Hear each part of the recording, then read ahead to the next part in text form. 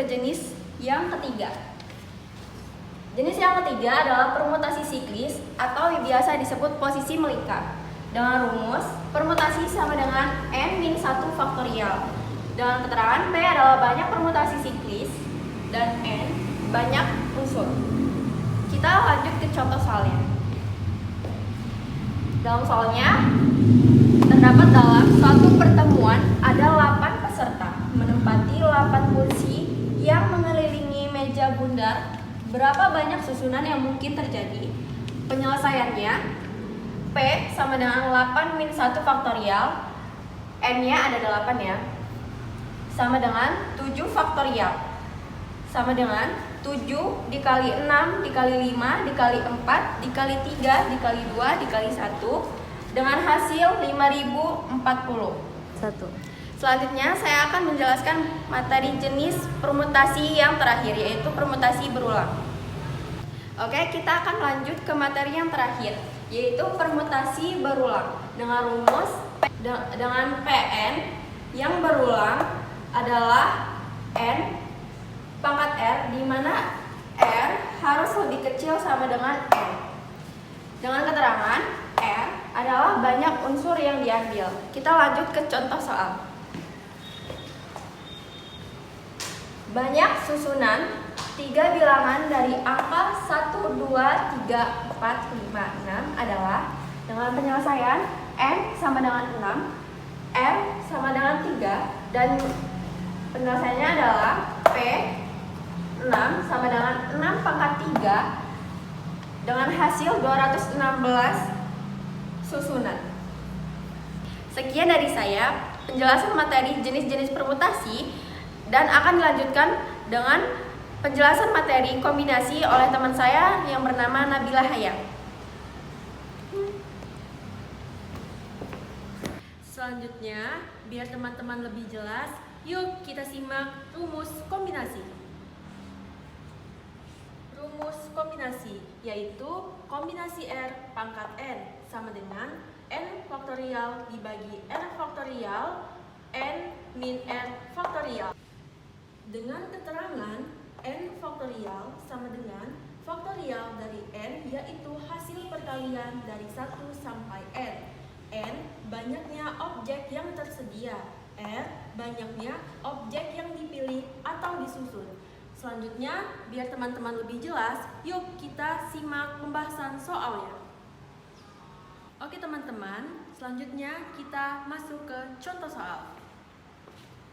Dari 8 siswa terbaik SMKN 1 akan dipilih 3 siswa untuk mewakili sekolah dalam suatu konvensi.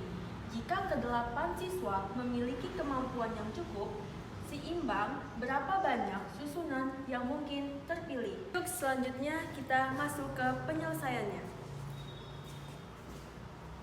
Kombinasi 3 dari 8, yaitu kombinasi 3 siswa dari 8 siswa sama dengan 8 faktorial dibagi 3 faktorial buka kurung 8 min 3 tutup kurung faktorial. 8 faktorial dibagi 3 faktorial 5 faktorial. 5 faktorial ini dari 8 dikurang 3, makanya hasilnya ditulis 5 faktorial. 8 faktorial yaitu 8 dikali 7 dikali 6 dikali 5 dibagi 3 faktorial 5 faktorial.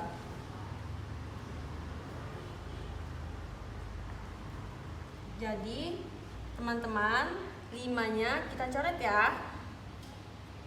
Sisanya 8 dikali 7 dikali 6 dibagi 3 faktorial, yaitu 3 dikali 2 dikali 1 sama dengan 3 ini kita coret dengan 6, yaitu 2. Terus 2 kita coret dengan 8, yaitu 4. Yang hasilnya 4 dikali 7 dikali 2 bagi 1 sama dengan 56 susunan. Nah, itu dia ya teman-teman penyelesaian soal dari kombinasi. Baiklah teman-teman, selanjutnya materi sesi tanya jawab yang akan disampaikan oleh rekan saya yaitu Ammar Jakwan. Sekian dari saya, terima kasih. Baiklah, di sini saya akan menjelaskan sedikit tentang materi permutasi dan kombinasi yang sudah dijelaskan oleh teman-teman saya sebelumnya. Setelah itu akan dilakukan sesi tanya jawab.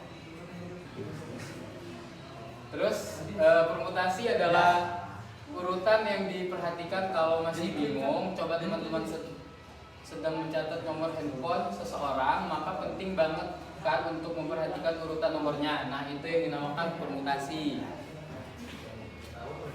Misalnya teman-teman memiliki himpunan A, B, C.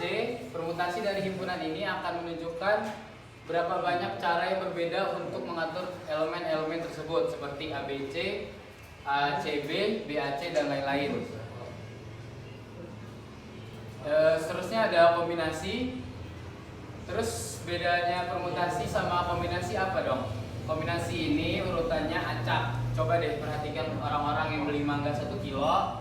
Mereka mengambil mangga dengan acak tanpa memperhatikan berat per mangga. Intinya berat mangga itu harus 1 kilo.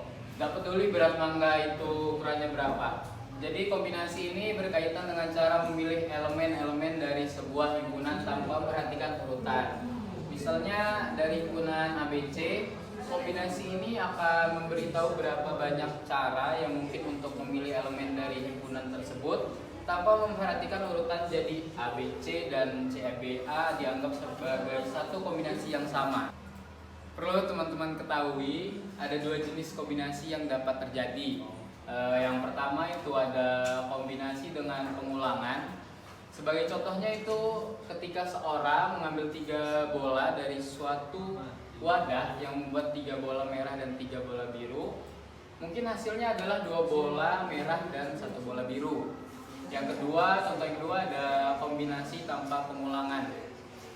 Sebagai contoh lain, ketika seorang memilih satu individu dari sebuah kelompok yang terdiri dari 5 orang, tidak mungkin individu pertama dan kedua merupakan orang yang sama.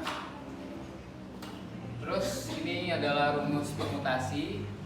Yang satu untuk himpunan dengan elemen yang berbeda, jika diambil n unsur, jumlah susunan yang berbeda dari himpunan tersebut adalah P banyaknya permutasi, N banyaknya elemen himpunan keseluruhan, dan R itu banyaknya elemen himpunan yang diamati. Contoh soal permutasi yaitu ada 4 orang siswa yaitu A, B, C, dan D yang akan duduk di bangku yang berurutan. Berapa banyak susunan duduk yang dapat dibentuk?